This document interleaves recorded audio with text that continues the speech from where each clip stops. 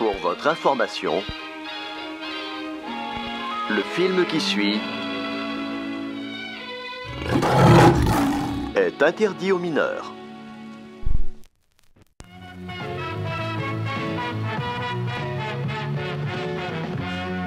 Voici notre programme principal.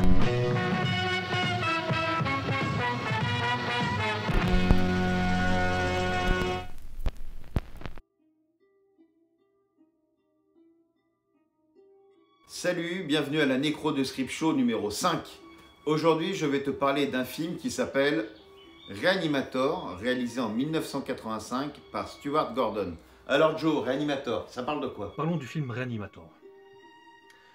Dans cette histoire, dont le rôle principal est tenu par l'excellent Michael Keaton, nous suivons les aventures d'un animateur télé qui a été déclaré has-been et qui est licencié. Une cinquantaine d'années plus tard, à l'aide d'un astucieux, ingénieux procédé technologique, il voyage dans le temps et est renvoyé dans le passé pour réanimer une émission de télé à destination des personnes âgées.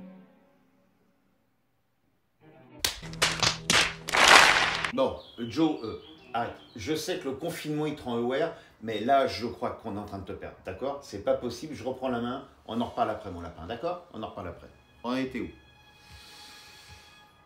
T'as un mec, Herbert, étudiant en médecine qui expérimente un produit de sa conception qui ranime les cadavres. Pour poursuivre ses expérimentations, il va devoir se faire aider par un autre étudiant en médecine, Dan.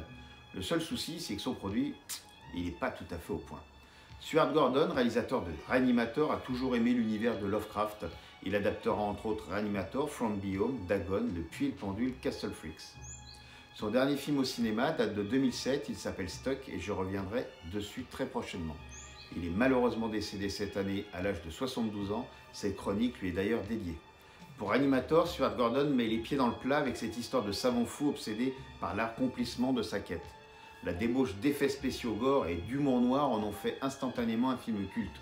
Bien que Reanimator ait coûté environ 900 000 $, soit 600 000 € de l'époque, le film a réalisé pratiquement 700 000 entrées en France, ce qui est énorme pour ce genre de film, surtout en 1985.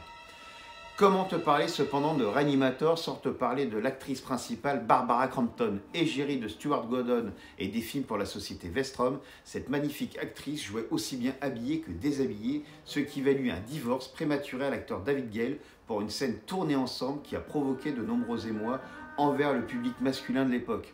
C'est pour cela qu'aujourd'hui, vous ne verrez aucun extrait avec elle, de peur que cela énerve un petit peu trop notre ami Florian pendant cette longue période de confinement. Si vous souhaitez le voir, le film en dehors des streamings et téléchargements habituels, le film vient de sortir chez l'excellent éditeur Ecstasy of Film. Donc, si tu aimes les films avec de magnifiques boules de poils, si tu aimes les films avec la vraie doublure d'Arnold Schwarzenegger, Peter Ken, c'est bien la doublure à Schwarzy, hein. Incroyable, bon, c'est pas grave. Si tu aimes les films qui étudient l'art ancestral du jardinage.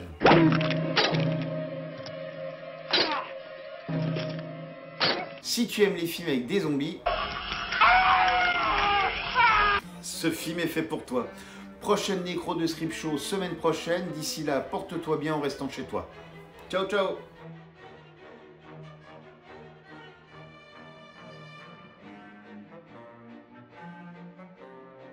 Ah oui, oui, oui, oui, oui. Ah ouais, ouais, ouais!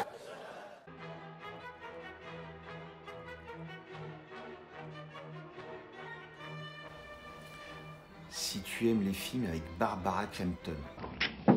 Yes, my love. Ça, c'est cadeau, mon Florian. Profite bien.